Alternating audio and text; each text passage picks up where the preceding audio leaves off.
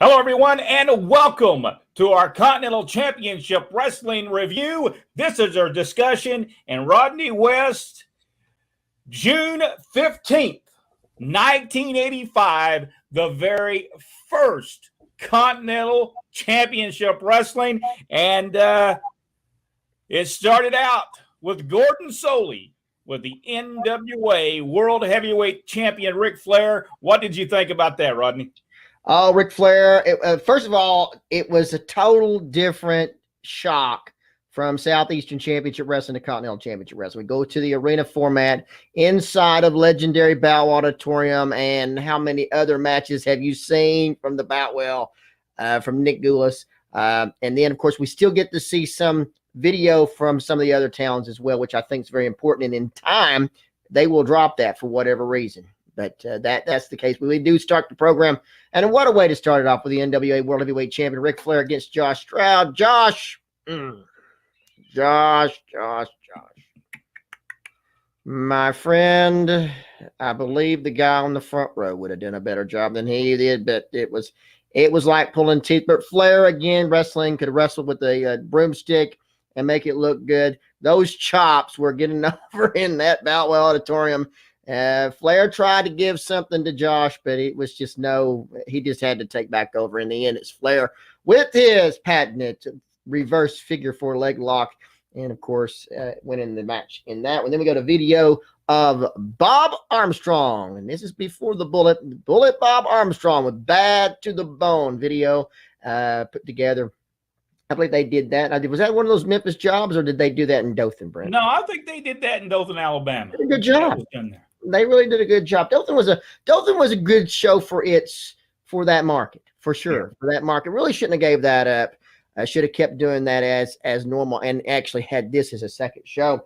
After that, we come with an interview with Bob Armstrong and Lord Humongous Bob Armstrong, the current Continental Heavyweight Champion, Lord Humongous, the Alabama Champion, and they're going to defend their titles in a very unusual tag team match, where both single titles are going to be up to grabs in a tag team match. It's going to be Bob Armstrong and Lord Humongous against Ron Fuller, the Tennessee Stud and the Flame, who are in the ring. And they have their rebuttal to Bob Armstrong and Lord Humongous in this a very unusual match that's coming up. That is, in fact, the main event coming up at the next Boutwell Auditorium event.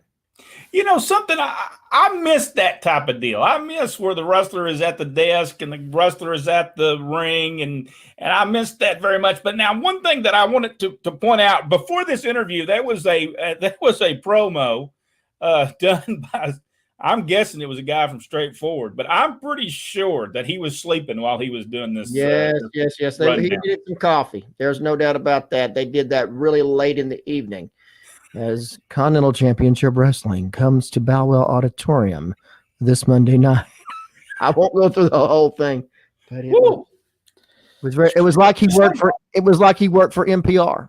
I don't know. It was. Woo. Match number 2 had the Flame, Jody Hamilton. Woo, my goodness, what a great guy. Big guy, and he dwarfed Jason Walker, and you really never knew just how big the Flame was, Jody Hamilton, but he was, and to be that big and to be able to move like he moved, just outstanding in that match. Yeah. In the end, it's the Flame winning with a clothesline. The interview with the United States Junior Champion. I love talking about this. It's like going back home. Scott Armstrong, United States Junior Heavyweight Champion, along with another great Pork Chop Cash. And they're talking about their upcoming matches with Bill Ash and Boomer H. Lynch. Of course, Pork Chop Cash working with Boomer Lynch and Bill Ash and Scott Armstrong. Those are the opening matches in a lot of these towns, and you just couldn't follow them. Scott and Bill Ash really tore the house down, and that was the opening match. Bill Ash doesn't get credit he deserves. You know, we talk about a top 100 list of wrestlers. He could be in that. Now, nobody would understand why he was in it, except for the people that got to see the matches Bill Ash had. Tremendous. Yeah. And, of course, Bill Ash called Scott Armstrong the cheating Scott Armstrong in that interview. Match number 3 has Larry Clark against a very an unusual appearance, live appearance of the Tennessee Stud, Ron Fuller, in the ring for this one. It's Ron Fuller, Larry Clark. I think it was a great match. It was. Very good match. In the end, it's Ron Fuller winning with the pile driver. Just tremendously gifted. Coming out there with that robe, that's an Olivia Walker Jr., Olivia Walker special. Olivia Walker special coming out, and it looked awesome. He looked like a star, and he was the biggest star there. In another interview comes the Nightmares, still in the show. Yes. Danny Davis, Ken Wayne, and talking about the match from Dothan, Alabama, the Nightmare Cage match, and thinking, well, these are the Southeastern Tag Team Champions. Of course, apparently they're going to have to give the belts back to the Nightmares. And in that match, they showed it from Dothan. It was a Nightmare Cage match. It was Steve Armstrong getting out of the cage. And in the Nightmare Cage match, you have to make a pinfall, climb the cage, get out. Well, once Steve was out, then it was 2-on-1 against Johnny Rich, and they were making fun of him, and it was great. And, of course, they gave him the inverted pile driver, and of course, Steve was trying to get back in the ring. But, yeah, they said, look at this guy. They kept saying, where's Johnny? Where's Johnny? The Nightmare is just outstanding. Of course, in the end, it's the Gordon Soley handing back the Southeastern Tag Team Championship belts to the Nightmares. Ken Wayne and Danny Davis. That was worth the price of admission right there. That interview was. The Nightmares, both of them they could do such great interviews and really get that heat, boy. There ain't no doubt about it. Whoa, Danny and Kenny, and sometimes when they talk, you almost couldn't tell which one was which. Yeah. Because a lot of their interview style was the same, was identical, as a lot of the wrestling was as well. Then they come back with another interview with Steve Armstrong. He was speaking in the interview, and they go, now Steve's got him a brand new partner, and they go to Atlanta with Freddie Miller and Tommy Rich. And Tommy Rich talks about it's going to come and take Johnny's place and take care of the Nightmares and team with Steve Armstrong. And he gets fired up in that interview, and Tommy was looking good. You have to admit, he was in this. Now, was this during the time that the second incarnation of Ann Gunkel's wrestling company was going on at the same time? I believe so, because it was a good production for sure. Yes. It was a good production. So then we come to match number 4, Austin Idol versus Jimmy Golden, Southeastern Heavyweight Championship on the line. Jimmy Golden, Southeastern Champion. Those people were ready for this match. Like they've always said, Bob Armstrong always said that they always had 6 main events. Well, this one, you could tell by the reaction of the crowd of what they came to see that night. It was Austin Idol against Jimmy Golden for the Southeastern Heavyweight Championship. But what did you think about this one? I would not consider that a Ric Flair heavyweight championship match. It was good for what it was, and it did get over in the end. Now, I will grant you, this is the only problem. I believe Jimmy Golden was underneath the ropes when he got pinned. He most certainly was. He most certainly was, and they went ahead and did it anyway.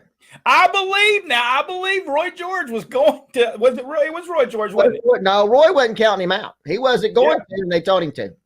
Yeah, I think one of them, either Austin Idol or Jimmy Golden, told him to count him down. I don't think that should have been done. No, I don't. But the people went crazy. The crowd goes nuts.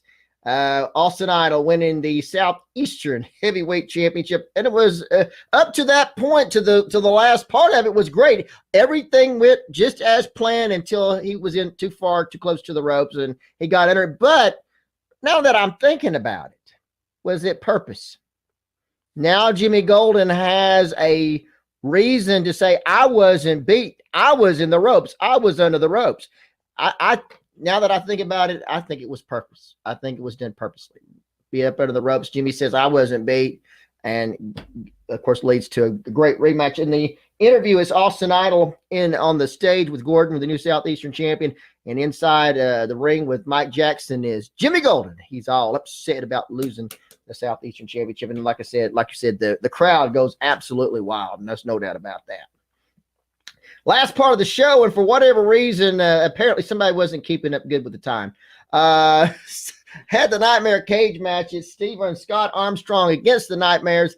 And of course, Gordon says we're going to run this match to the end of TV time, or TV time's rapidly running out. And then I believe it played for like 3 minutes after they went off there, after Gordon stopped commentating. On the next show, it's the United States Junior Champion. It's going to be Scott Armstrong against Bill Ash on television. Southeastern Tag Team Champions will be the Nightmares going against Steve Armstrong and Tommy Rich all next week on the next episode of Continental Championship Wrestling. Make sure you watch episode 2 of the Continental Championship Wrestling discussion. If you're enjoying this, give us the big thumbs up. And if you have not subscribed to the channel, subscribe to it and go one step further. Hit that notification bell. It'll let you know every time we upload a video. Until the next Continental Championship Wrestling discussion, so long.